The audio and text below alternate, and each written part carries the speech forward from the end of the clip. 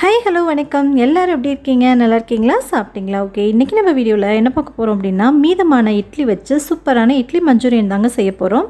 வீடியோக்குள்ளே போகிறதுக்கு முன்னாடி நீங்கள் இன்னும் நம்ம சேனலை சப்ஸ்கிரைப் பண்ணலை அப்படின்னா ப்ளீஸ் உடனே சப்ஸ்கிரைப் பண்ணிவிடுங்க. கூட வர பெல் ஐக்கானை கிளிக் பண்ணிவிடுங்க. ஆல் அப்படின்ற ஆப்ஷனையும் கிளிக் பண்ணிவிடுங்க. ஸோ தட் நான் போடக்கூடிய வீடியோஸ் எல்லாம் உங்களுக்கு உடனே நோட்டிஃபிகேஷனாக வந்து சேரும். நீங்களும் மிஸ் பண்ணாமல் பார்க்கலாம். இப்போ வாங்க வீடியோக்குள்ளே போகலாம். நான் பார்த்தீங்கன்னா லாஸ்ட் வீடியோவில் வந்துட்டு மினி இட்லி எப்படி செய்யுதுன்னு செஞ்சு காமிச்சிருந்தேன். அதுலேருந்து செய்யும்போது கொஞ்சம் இட்லி வந்து மீதி ஆகிடுச்சு. ஸோ அதை வந்து சூப்பரான ஒரு ஸ்நாக்ஸ் ரெசிபியாக செய்யலாம் அப்படின்னு சொல்லிட்டு ரெடி பண்ணலாம் அப்படின்ட்டு இருக்கேன். இதை வந்து நீங்கள் பிரேக்ஃபாஸ்ட்டு, டின்னர், அதுக்கப்புறம் ஸ்நாக்ஸாக கூட நீங்கள் செஞ்சு சாப்பிட்லாம். நான் வந்து இதுக்கு ஒரு கோட்டிங் கொடுத்துட்டு அதுக்கப்புறமா செய்ய போகிறேன். உங்களுக்கு வந்துட்டு கோட்டிங் வேண்டாம் அப்படின்னா டேரெக்டாக கூட நீங்கள் பொரிக்கலாம். பட் கொஞ்சம் ஆயிலியாக இருக்க மாதிரி இருக்கும். அதனால தான் அதுக்கு வந்து நான் ஒரு குட்டி கப் எடுத்திருக்கேன். அதில் வந்துட்டு ஒரு கப் அளவுக்கு மைதா எடுத்திருக்கேன். மைதாக்கு ஆல்டர்னேட்டிவாக வேறு எதுவும் சேர்த்தாலும் நல்லா இருக்காது. 1/4 கப் அளவுக்கு நம்ம எந்த கப்பால் மைதா மாவு எடுத்தோமோ அதே கப்பில் 1/4 கப் அளவுக்கு கார்ன்ஃப்ளவர் மாவு எடுத்திருக்கேன். கூடவே தேவையான அளவுக்கு ஒரு 1/2 ஸ்பூன் அளவுக்கு உப்பு சேர்த்துக்கலாம். சேர்த்துட்டு இது கூட வந்து ஒரு 1/2 ஸ்பூன் அளவுக்கு பேக்கிங் பவுடர் சேர்க்குறேன். பேக்கிங் பவுடர் உங்கள்கிட்ட இல்லை அப்படின்னா 1/4 ஸ்பூன் அளவுக்கு பேக்கிங் சோடா சேர்த்துக்கோங்க. சேர்த்துட்டு இதை லைட்டாக மிக்ஸ் பண்ணி கொடுத்துட்டு கொஞ்சம் கொஞ்சமாக தண்ணி ஊற்றி மிக்ஸ் பண்ணிக்கோங்க. ஒரு இட்லி மாவு பேட்டருக்கு நீங்கள் மிக்ஸ் பண்ணி எடுத்துக்கலாம். ரொம்பவும் வந்து திக்காக இருக்கக்கூடாது, ரொம்பவும் தண்ணி மாதிரி இருக்கக்கூடாது. உங்களுக்கு கன்சிஸ்டன்சி எப்படி இருக்கணும் அப்படின்றத நான் காமிக்கிறேன். இப்போ பாருங்கள், எடுத்து விட்டோம் அப்படின்னா கொஞ்சம் ஃப்ளோவாக, அதாவது இட்லி மாவுக்கு கொஞ்சம் லூஸாகவே இருக்கலாம், தோசை மாவு கன்சிஸ்டன்சிக்கு இருக்குது. இப்போ இந்த இட்லி எல்லாத்தையுமே நம்ம லைட்டாக டிப் பண்ணிவிட்டு எடுத்து பொரிக்கிற மாதிரி இருக்கணும். எடுத்து விட்டோன்னா இது மாதிரி இருக்கணும். இட்லியில் வந்து நல்லா கோட் ஆகணும், அதை பார்த்துக்கோங்க. நீங்கள் மினி இட்லியில் தான் செய்யணும் அப்படின்ட்டு இல்லை, நீங்கள் நார்மல் இட்லி இருந்தால் கூட நல்லா குட்டியாக கட் பண்ணி போட்டு அதில் செஞ்சுக்கலாம்.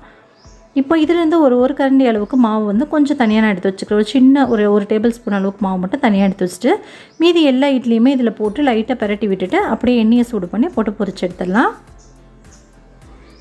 லைட்டாக எல்லாத்தையுமே டிப் பண்ணி லைட்டாக திருப்பி விட்டுக்கோங்க. வச்சுட்டு இப்போ வந்து நமக்கு இட்லி எல்லாமே ரெடியாக இருக்குது. ஒரு பக்கம் வந்து ஆயில் சூடுபடுத்திகிட்ருக்கேன். இது மாதிரி லைட்டாக கலந்து விடுங்க, இட்லி வந்து உடையாமல் பார்த்துக்கோங்க. இப்போ எண்ணெய் நல்லா சூடானதுக்கப்புறமா எண்ணெய் வந்து சூடானதுக்கப்புறம் அடுப்பை மீடியம் ஃப்ளேமில் வச்சுக்கோங்க. ரொம்பவும் எண்ணெய் கொதிக்கக்கூடாது, கொஞ்சம் ஓரளவுக்கு மீடியம் ஹீட்டில் இருக்க மாதிரி பார்த்துக்கோங்க. ரொம்ப கொதிச்சிச்சு அப்படின்னா டக்குன்னு கரிஞ்சு போயிடும், அதனால தான். இப்போ பாருங்கள், எல்லா இட்லியுமே பொரிய விட்டு கொஞ்சம் லேசாக பொன்னிறமாக செவந்ததுக்கப்புறமா எடுத்து வேறு பிளேட்டுக்கு மாற்றிடலாம். பாருங்கள், இது மாதிரி. இப்போ இது எல்லாத்தையுமே வேறு ஒரு பிளேட்டுக்கு மாற்றி எடுத்து வச்சுக்கலாம். இதே மாதிரி எல்லா இட்லியுமே நான் செஞ்சுட்டு நான் உங்களுக்கு காமிக்கிறேன். பாருங்கள், இட்லி பொரிஞ்சதுக்கப்புறம் இப்படி தான் இருக்கணும். இது நம்ம சும்மா எடுத்து சாப்பிட்டோம் அப்படின்னாலே டேஸ்ட்டு நல்லாயிருக்கும். இப்போ ஒரு பேனில் எண்ணெய் சூடுபடுத்திக்கலாம். நீங்கள் இட்லி பொரிச்சிங்கல்ல, அந்த எண்ணெயை கூட நீங்கள் சூடு பண்ணிக்கலாம். இப்போது கொஞ்சம் போல் ஒரு 1/2 ஸ்பூன் அளவுக்கு சீரகம் சேர்த்துருக்கேன். கூடவே பார்த்திங்கன்னா ஒரு 4லேருந்து 5 பெரிய பல் அளவுக்கு பூண்டை வந்துட்டு நல்லா பொடியாக கட் பண்ணி சேர்த்துக்கிறேன். சேர்த்துட்டு இதை கூட பார்த்திங்க அப்படின்னா ஒரு பெரிய பல்லாரி வெங்காயம் எடுத்துருந்தேன். அதை வந்துட்டு இது மாதிரி க்யூப் சைஸில் கட் பண்ணிவிட்டு சேர்த்துக்க போகிறேன். பாருங்கள், இது மாதிரி கட் பண்ணிக்கோங்க. ஒருவேளை ஒட்டி இருந்துச்சுன்னா கொஞ்சம் எல்லாத்தையும் தனித்தனியாக பிரித்து விட்டுக்கோங்க. சேர்த்துட்டு இப்போ பார்த்திங்க அப்படின்னா அடுப்பை வந்து ஹை ஃப்ளேமில் மாற்றி வச்சுக்கோங்க. இவ்வளோ நேரம் லோ ஃப்ளேமில் இருந்தாலும் இதுக்கப்புறம் அடுப்பை வந்து ஹை ஃப்ளேமில் வச்சுக்கோங்க. ஹை ஃப்ளேமில் வச்சுட்டு லைட்டாக பரட்டி விடுங்க. இது கூட வந்து ஒரு சின்ன கேப்சிகம் வந்துட்டு க்யூப் சைஸில் கட் பண்ணி அதையும் சேர்த்துக்கிறேன். சேர்த்துட்டு ஹை ஃப்ளேமில் வச்சுட்டு 1 நிமிஷம் நல்லா பரட்டி விட்டதுக்கப்புறமா இதில் 2 ஸ்பூன் அளவுக்கு டொமேட்டோ சாஸ் நான் சேர்த்துக்கிறேன்.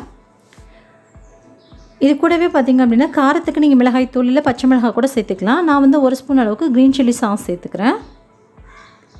அடுத்து பார்த்திங்கன்னா ஒரு 1/2 ஸ்பூன் அளவுக்கு சோயா சாஸ் சேர்த்துக்கலாம். சோயா சாஸ் வந்து ரொம்ப சேர்க்கக்கூடாது, துவக்கிற மாதிரி இருக்கும். அடுத்து இது கூடவே வந்து ஒரு 1/2 ஸ்பூன் அளவுக்கு குக்கிங் வினிகர் சேர்த்துக்கோங்க. டிபார்ட்மெண்ட் ஸ்டோர்லலாம் நமக்கு குக்கிங் வினிகர் அப்படின்னு கேட்டிங்கன்னா கிடைக்கும். இது எல்லாத்தையுமே லைட்டாக ஒரு தடவை பரட்டி விட்டுக்கோங்க. இதை கலந்து விடும்போது அடுப்பை வந்துட்டு ஹை ஃப்ளேமில் வச்சுக்கோங்க. நல்லா வந்து இது மாதிரி அந்த ஈரத்தன்மை எல்லாமே நல்லா கொஞ்சம் அப்சர்வ் ஆகணும். அப்சர்வ் ஆனதுக்கப்புறமா நம்ம ஃபஸ்ட்டே நம்ம எடுத்து வச்சோம் இல்லையா, அந்த மைதா மாவு மிக்சர், அதிலேருந்து கொஞ்சம் போல் எடுத்து வச்சுருந்தோம்ல, அந்த இதில் வந்து கொஞ்சம் தண்ணி சேர்த்து நான் கலந்து வச்சுருக்கேன். தண்ணி சேர்த்து கலந்து வச்சதை இது கூட நான் சேர்த்துட்டு இது கூடவே வேணும்னா கொஞ்சம் போல் தண்ணி விட கழுவி ஊற்றிக்கலாம். இப்போ இது எல்லாத்தையுமே இது கூட சேர்த்துடலாம். இப்போ வந்து உங்களுக்கு நல்லா செமி கிரேவியாக வேணும் அப்படின்னு நினச்சிங்கன்னா இது கூட கொஞ்சமாக வாட்டர் ஆட் பண்ணிவிட்டு கொஞ்சம் கொதிக்க விட்டு அதுக்கப்புறமா இட்லியை சேர்த்துக்கோங்க. நான் வந்து ட்ரையான கிரேவியாக தான் செய்ய போகிறேன். ஸோ அதனால் வந்து தண்ணி எதுவுமே நான் சேர்க்கலை. இப்போ பார்த்திங்கன்னா நான் வந்து சாஸில் இருக்க உப்பே போதுமான அளவாக இருக்கும் அப்படின்னு நினச்சி உப்பு சேர்க்காமல் விட்டேன். ஆனால் வந்து உப்பு வந்து கொஞ்சம் பத்தாத மாதிரி இருக்குது. அதனால் நீங்கள் எப்படி சேர்க்கணும் அப்படின்னா, ஒரு வேளை நீங்கள் சேர்க்க மறந்துட்டீங்க அப்படின்னா கூட கொஞ்சம் போல் உப்பில் தண்ணி சேர்த்துட்டு எல்லா இட்லியுமே லைட்டாக நகர்த்தி விட்டுட்டு நடுவில் மட்டும் சேர்த்துட்டு லைட்டாக கலந்து விடுங்க. அதுக்கப்புறமா எல்லா இட்லியுமே ஒன்றா சேர்த்து விட்டிங்க அப்படின்னா நல்லாவே உப்பு வந்து சார்ந்துடும். நான் வந்து சாஸில் உப்பு இருக்கும் அப்படின்னு நினச்சேன். பட் சாஸில் இருந்த உப்புமே வந்து கரெக்டாக பத்தலை. இட்லியில் ஆல்ரெடி உப்பு இருக்குது, அதனால் பார்த்து குறைவாகவே சேர்த்துக்கோங்க. சேர்த்துட்டு இப்போ எல்லாத்தையுமே நல்லா கலந்து விட்டுக்கலாம். அவ்வளோதான். எல்லாத்தையுமே நல்லா இதே மாதிரி கலந்து விட்டுட்டு நம்ம வந்துட்டு மல்லித்தலை தூவிட்டு அடுப்பை ஆஃப் பண்ணிட வேண்டியதான். பாருங்கள், பார்க்கும்போதே நல்லா சூப்பராக வாசனையாக அவ்வளோ சூப்பராக இருக்குது. கண்டிப்பாக ட்ரை பண்ணி பாருங்கள். நீங்கள் வேஸ்ட் ஆகிடுச்சு இட்லி அப்படின்னா கூட நீங்கள் வந்து பெரிய பெரிய இட்லியை கூட குட்டி குட்டி ஷேப்பில் கட் பண்ணிவிட்டு கூட நீங்கள் இது மாதிரி செஞ்சுக்கலாம்.